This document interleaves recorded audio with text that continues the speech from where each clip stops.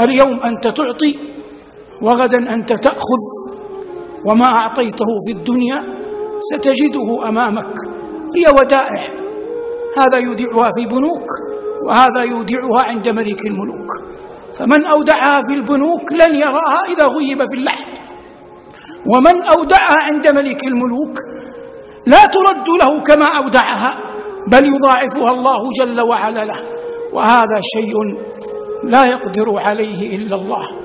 فالإنسان يودع الله جل وعلا ماله، يودع الله جل وعلا ركعات في الأسحار، يودع الله صلاحا وبرا مع والديه، يودع الله كلمات طيبة مع جيرانه، يودع الله خطوات يحتسبها إلى المساجد، يودع الله أبناءه يربيهم على الدين، يودع الله حلقات ومجمعات قرآن ينفق عليها ماله عله أن يجد ذلك عند الله، يودع الله جل وعلا أبناء المسلمين يعلمهم ما يدلهم ويرشدهم على الله.